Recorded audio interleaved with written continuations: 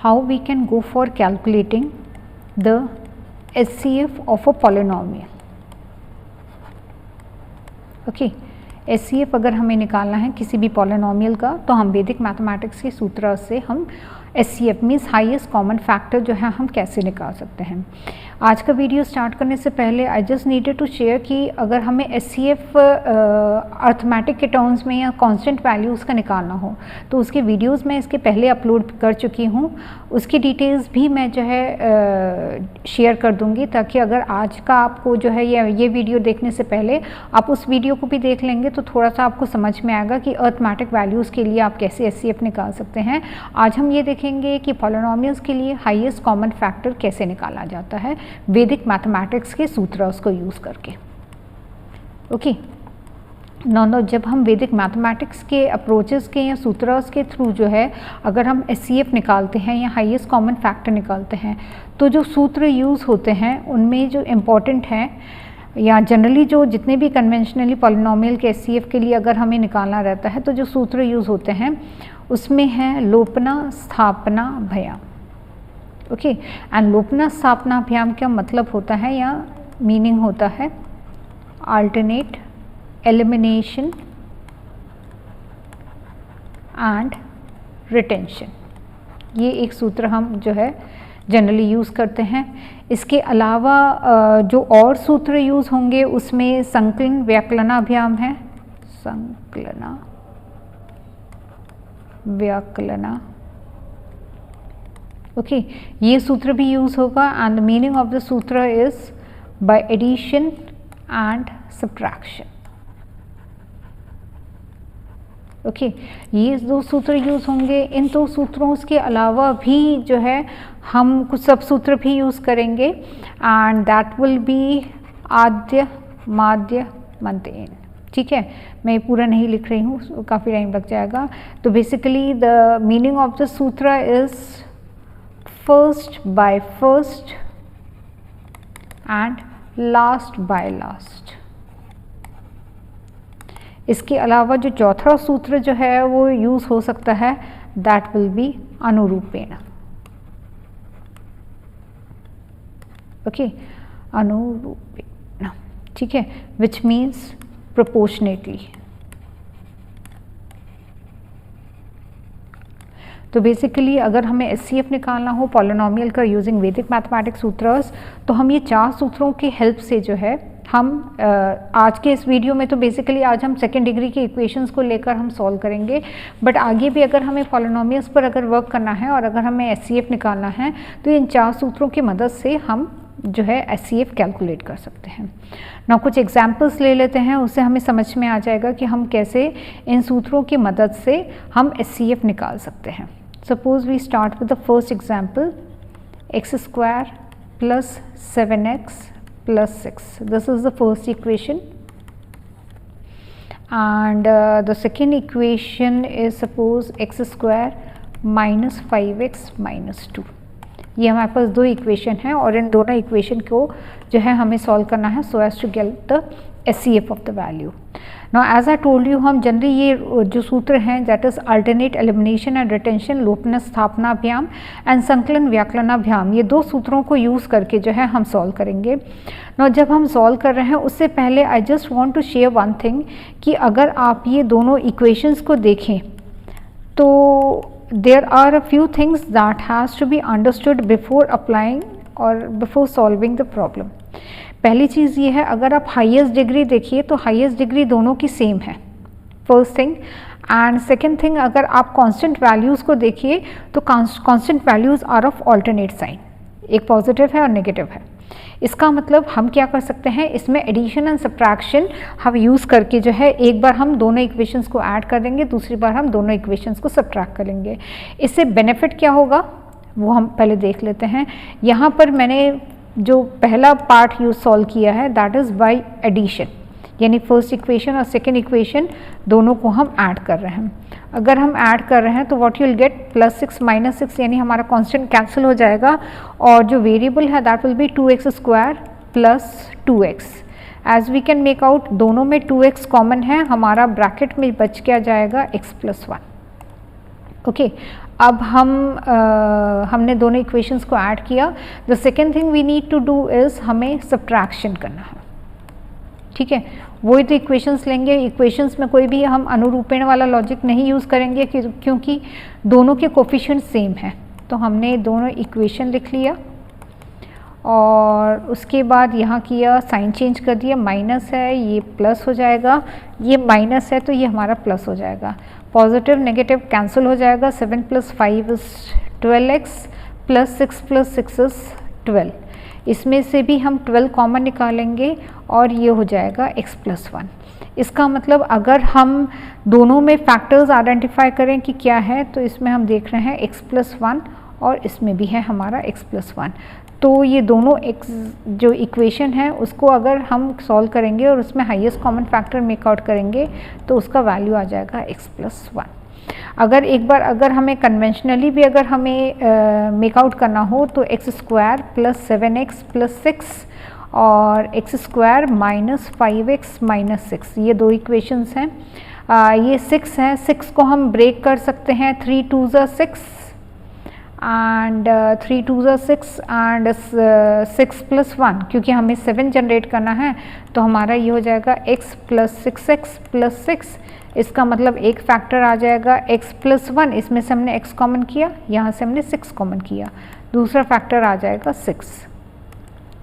यहाँ पर हम 6 - 1 कर सकते हैं मेरे ख्याल से, यस हम 6 - 1 करेंगे क्योंकि हमें नेगेटिव कॉम्बिनेशन चाहिए। तो हमने 6x + x - 6 कर दिया, तो एक फैक्टर आ गया x - 6 और दूसरा आ गया x + 1। तो as you can make out x + 1 that is common for both the point. तो ये हमने फैक्टराइजेशन से किया है।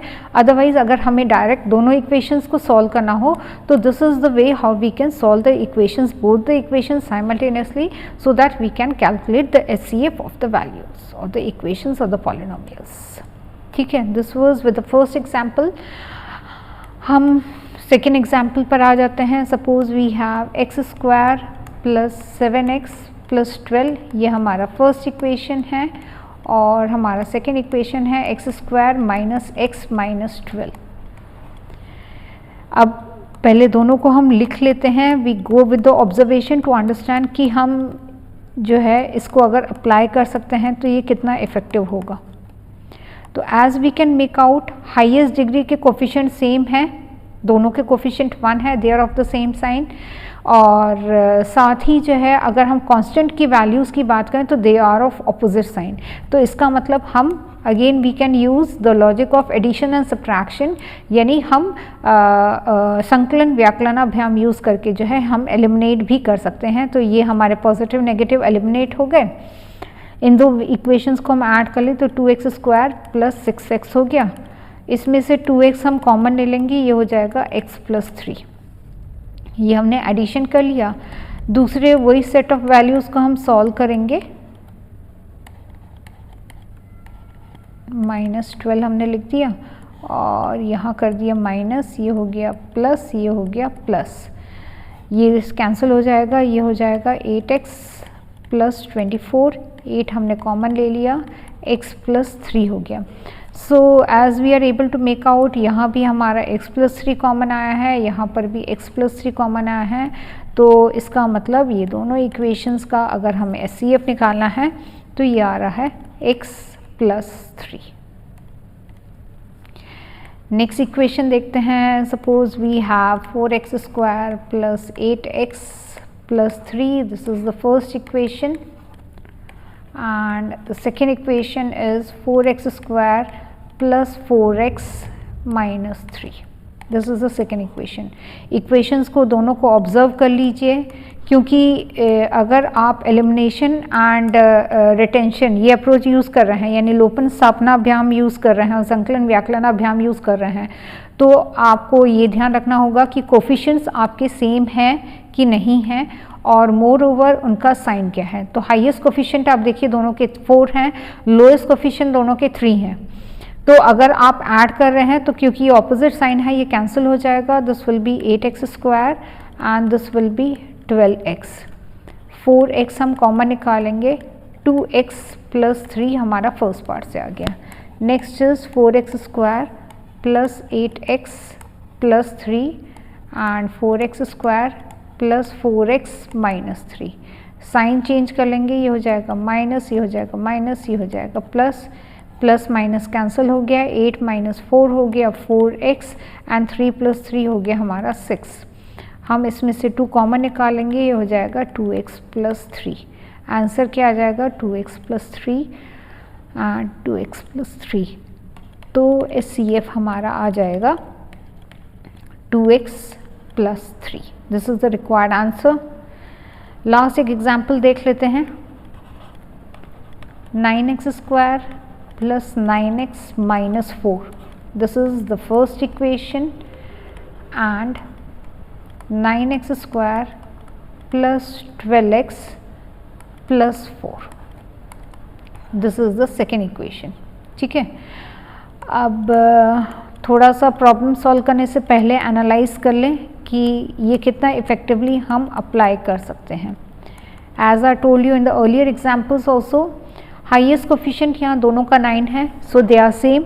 जो कांस्टेंट वैल्यूज़ हैं वो 4 हैं, ऑपोजिट साइन के हैं।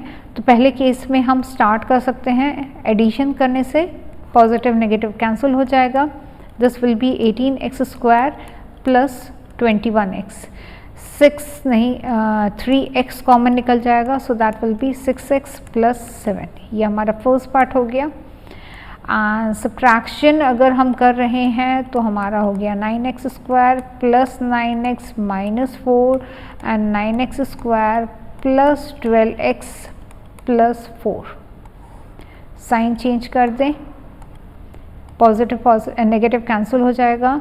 9 minus 12 is going to be minus 3x, 4 minus 4 is going to be, हमने क्या कोई मिस्टेक किया है, 9x square plus 9x minus 4। ठीक है, next is 9x square plus 12x plus 4। ठीक है, यहाँ ये हो जाएगा माइनस माइनस 8। इसका मतलब हमारा इसमें कोई भी कॉमन फैक्टर नहीं आ रहा है, माइनस हमने कॉमन ले लिया, 3x प्लस 8 हुआ। As we can make out कि यहाँ पर 6x प्लस 7 आया है और यहाँ पर 3x प्लस 8 आया है।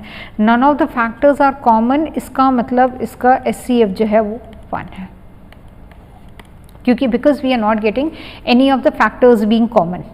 ओके, तो what we have discussed in like this video is कि अगर हमें HCF निकालना हो पॉलिनोमियल का, जहाँ पर कि आज के इस वीडियो में हमने सेकेंड ऑर्डर की बात की है, तो वैदिक मैथमेटिक्स के सूत्र से हम जो है HCF यानी हाईएस्ट कॉमन फैक्टर कैसे निकाल सकते हैं ना। आज का जो हमने वीडियो लिया है उसमें हमने उन टिपिकल इक्वेशंस को लिया है या उन टिपिकल इक्वेशंस को हमने कंसिडर किया है जिसके कि हाईएस्ट कोफिशिएंट एंड लोएस्ट या कोफिशिएंट या जो कांस्टेंट वैल्यूज़ हैं they are the same value. Sign का डिफरेंस होगा, that will be the other thing, but otherwise highest coefficient and constant value they are the same values in spite of their sign. तो इसमें हम logic क्या use कर रहे हैं, लोपन स्थापनाभ्याम और संकलन व्याकलनाभ्याम। इसका मतलब alternate elimination and retention and addition and subtraction, ये दो सूत्रों की हेल्प से जो है हम पहले दोनों इक्वेशंस को ऐड कर रहे हैं एंड सब्ट्रैक्ट कर रहे हैं लेटर ऑन, और उसके बाद जो हमारे कॉमन फैक्टर्स जो मेकआउट हो रहे हैं दोनों सेट ऑफ वैल्यूज से, that set of values gives us the value of the required HCF। Okay, so hopefully आपको आज के इन वीडियोस में जो प्रॉब्लम हमने डिस्कस किए हैं वो समझ में आया होगा। अगर कोई डाउट होता है तो आप डेफिनेटली कमेंट बॉक्स में शेयर करिए, और कौन से वीडियोस आप देखना चाहते हैं वो भी प्लीज़ आप हमें शेयर करिए ताकि उस पर भी हम वीडियोस बना सकें। And keep on subscribing us and liking us. Thank you.